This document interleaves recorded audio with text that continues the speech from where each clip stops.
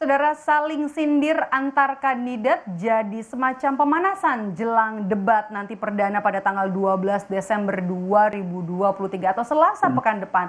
Lalu apakah nanti debat perdana akan sepanas saling sindir yang terjadi sebelum jelang debat? Kita akan bahas sore hari ini di Rumah Pemilu bersama dengan analis komunikasi politik dari Universitas Al-Azhar, Ujang Komarudin. Selamat sore Kang Ujang. Yang Selamat disampaikan sore. oleh KPU format debatnya kemarin yang masih gres banget. Menurut pendapat Anda soal format debat Pilpres dan Pilpres 2024 ini seperti apa, Kang Ujang? Ya, tentu ini kan hasil dari masukan ya, aspirasi dari publik yang menginginkan bahwa baik capres maupun cawapres berbicara gitu, menyampaikan ide gagasan, program dan visi misinya. Nah, kelihatannya ketika sudah diputuskan di mana debat capres cawapres itu adalah didampingi ya masing-masing episode, masing-masing debat itu ada dua pasang, tapi ketika debat capres ya capresnya yang bicara, ketika debat cawapres cawapresnya yang berbicara. Kelihatannya ini jalan tengah yang dilakukan oleh KPU karena banyak kritikan ya dari publik, dari masyarakat bahwa cawapres tidak mau debat sendirian gitu antar cawapres. Tetapi saya melihat itu sesuatu yang positif ya ketika misalkan cawapres diberi porsi yang banyak, yang besar, setara dengan cawapres lainnya, dan itu dilakukan sendiri, walaupun memang hanya didampingi oleh capresnya. Artinya, ketika berbicara, ketika adu gagasan, adu program, adu visi misi, ya cawapres yang berbicara hanya mungkin berbisik-bisik begitu ya kepada capresnya, atau berdiskusi dengan capresnya ketika debat cawapres dilakukan. Jadi saya melihat kelihatannya ini jalan tengah, jalan moderat yang dilakukan oleh KPU karena banyaknya kritikan-kritikan publik yang deras yang dilakukan publik kepada KPU. Begitu Mbak Maido.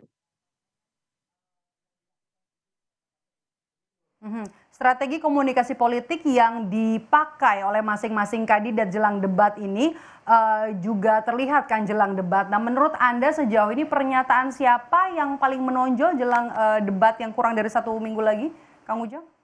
Ya, tentu kita harus melihat secara komprehensif ya. Kita kalau wacana publik, narasi publik gitu ya, ya tentu semuanya punya kelebihan dan kekurangan dalam berkomunikasi ya, ketika berkampanye.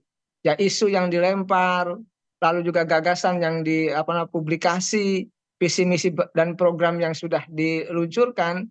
Tetapi memang nanti yang akan bisa kita nilai secara formal gitu ya, secara aktual dan faktual adalah ketika debat. Jadi kita tunggu saja nanti debatnya seperti apa, agar nanti rakyat Indonesia bisa menilai, mengkritisi gitu sekaligus juga bisa membedakan mana yang betul-betul capres cawapres bisa menyampaikan ide gagasan, program dan ide visi misinya dengan baik ya, dengan rasional dan bisa diterima oleh publik, mana yang memang biasa-biasa saja atau sedang-sedang saja. Kita bisa nilai ketika debat nanti di kalau nggak salah tanggal 12 ya Desember nanti. Kita tunggu begitu, Mbak Maido. Kang Ujang, kalau sindiran saut-sautan ya antara Ganjar dan juga Gibran, menurut Anda ini juga bagian dari strategi komunikasi politik jelang debat nanti? Ya, ini kan kalau ada debat ada pradebat. Ya, debat itu kan sifatnya formalistik yang dilakukan oleh penyelenggara pemilu, dalam hal ini oleh KPU begitu. Nah, tentu ada wacana-wacana atau gagasan-gagasan yang mengiringi itu. Nah, itu ya saat ini ketika mereka saling sindir, saling singgung begitu ya, ya ada juga mungkin seolah-olah menyanjung padahal mengkritik begitu. Seolah-olah baik-baik tetapi di situ mengandung makna kritikan yang tajam begitu.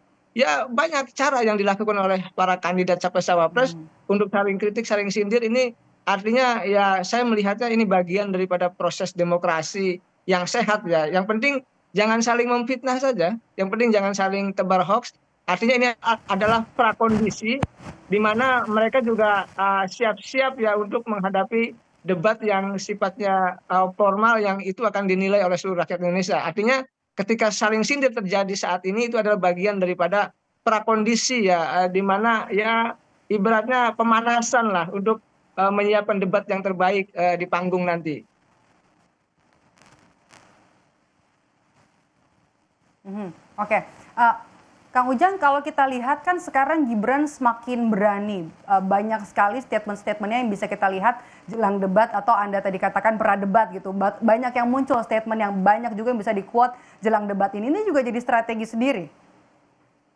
Ya harus ya, siapapun capres cawapresnya termasuk Gibran itu harus melahap apa namanya panggung-panggung debat atau wacana publik yang ditanyakan kepada mereka.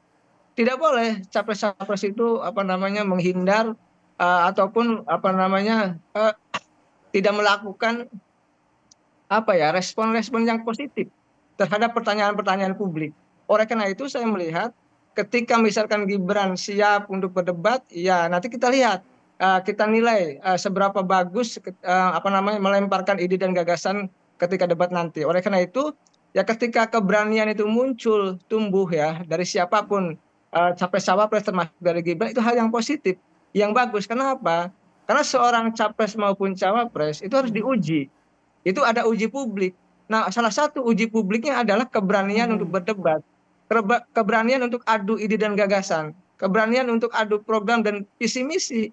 Itu yang harus dilakukan karena bagaimanapun seorang kandidat capres-cawapres harus capable ya, harus mampu, harus punya kapasitas dalam konteks intelektualitas maupun pembicaraan yang memang itu bisa diterima oleh publik.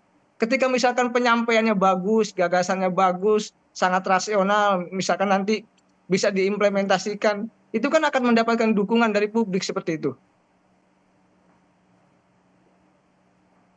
Mhm, oke. Tapi saling menyampaikan pernyataan bahkan juga sindiran, apakah kita sepakat kalau di sini jadi strategi sendiri masing-masing kandidat untuk jadi ajang pemanasan nantinya jelang debat, Kang Ujang? Ya, saya sepakat ya.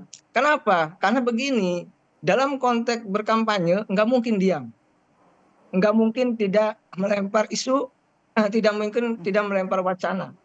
Oleh karena itu saya melihat ketika mereka saling sindir, ya saling kritik, itu hal yang positif, yang bagus. Yang penting ketika sindirannya itu direspon dengan positif juga. Jadi jangan dibalas dengan hal-hal yang negatif. Itu yang harus dilakukan. Karena sejatinya ketika kampanye sudah dimulai, ya debat akan sedang disiapkan begitu. Makanya wacana-wacana apapun terkait dengan persoalan-persoalan bangsa, ya mereka harus kuasai baik dalam wacana debat formal maupun dalam konteks tadi saling sindir, saling kritik di wacana publik. Karena ini akan mendewasakan kita.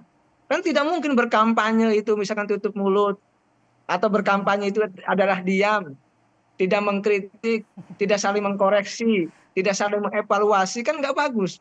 Oleh karena itu Oke. wacana yang harus dibangun, ditumbuhkan atau Mhm. dikembangkan oleh kandidat capres cawapres adalah membangun konstruksi wacana tadi saling kritik yang memang rasional, yang memang bisa diuji, yang memang terukur, yang memang ada ide gagasan yang disampaikan. Itu penting begitu. Kenapa? Karena bangsa ini haruslah mencari pemimpin-pemimpin yang betul-betul punya ide gagasan besar untuk bisa menyelesaikan persoalan-persoalan bangsa ke depan. Begitu Mbak Maido.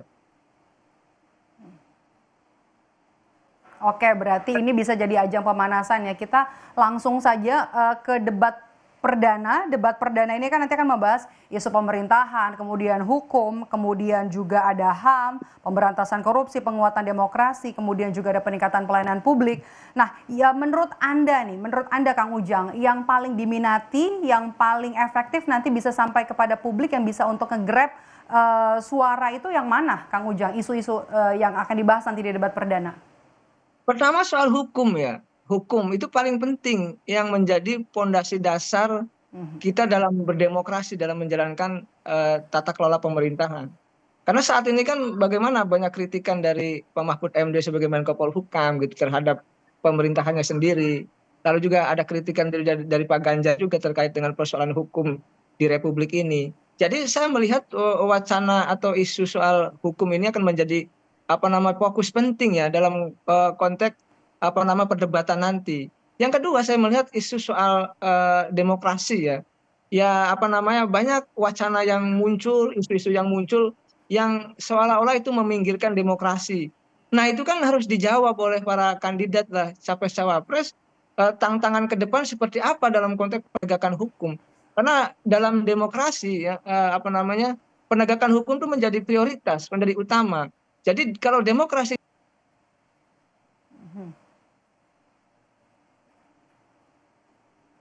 apa namanya penegakan hukum yang Mhm. adil, yang tidak tebang pilih. Yang kedua soal tadi demokrasi menjadi penting ya. Kita sudah sepakat menjadi demokrasi, walaupun kita memang belum betul-betul menjadi negara demokrasi yang seutuhnya. Kita masih dalam proses menuju atau transisi demokrasi. Tetapi ya tadi tugas besar dari para kandidat, para capres-cawapres adalah bagaimana memastikan apa namanya hukum berjalan penuh keadilan, korupsi juga apa namanya bisa diminimalisir, lalu juga demokrasi juga berjalan dengan penuh keadaban. Ini saya meyakini itu poin-poin penting ya, dua poin penting di antara tadi isu-isu atau poin-poin yang akan diperdebatkan soal pemerintahan dan lain sebagainya itu.